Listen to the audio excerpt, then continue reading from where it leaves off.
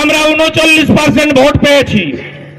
2,33,27,000 vote সব হিন্দুদের vote এবং জনজাতিদের ভোট, আপনাদের ভোট নাই।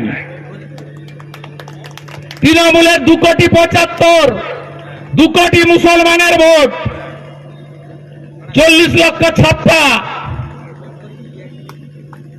আপনারা পেয়েছেন। আর কিছু চোর ডাকাত চিটিংবাজ আছে, এখানেও আছে, কালী আছে, ছবি আছে, তেল চোর কমল আছে, রেশন চোর রমেশ আছে।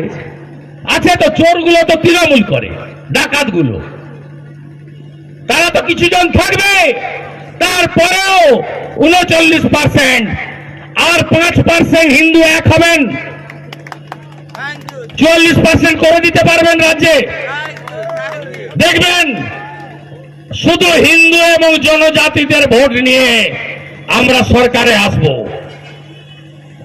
উদাহরণ মহারাষ্ট্র 2019 ভোট দিতে নেমেছিলেন 61%,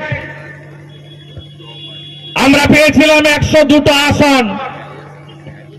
এবারে ভোট দিতে নেমেছেন 66.5% হিন্দু ব্যক্তি ভোট দিতে নেমেছেন, বাড়ি থেকে বাইরে থেকে এসে। তাতে এই ছত্রপতি শিবাজী মহারাজের মহারাষ্ট্র পুরো গেরুয়াময় হয়ে গেছে, চারিদিকে গেরুয়াময় হয়ে গেছে।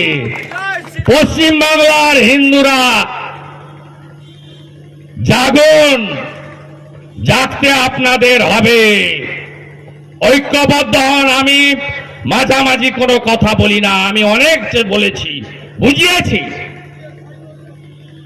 অনেকবার বলেছি, কিন্তু শোনার লোক নয়। মুসলিম ভোট শুনবে না, তারা রেশন নিবে বলবে অধিকার, শৌচালয় নিবে বলবে অধিকার, বাড়ি নিবে বলবে অধিকার, আর ভোটের সময়ে বলবে আরে তুমি বিজেপি, তুমি হিন্দুদের পার্টি, তোমাকে ভোট দেব না। আরে হিন্দুদের যদি পার্টি হয়ে থাকে তাহলে হিন্দুদের ঐক্যবদ্ধ করব। আমার নন্দীগ্রামে 64,000 মুসলমান মমতাকে ভোট দিয়েছে, আমাকে 400 মুসলিম ভোট দিয়েছে। এখানেও 2-5 জন আছে, এরা আমাদের লোক, মোদিজির ভক্ত, রাষ্ট্রবাদী।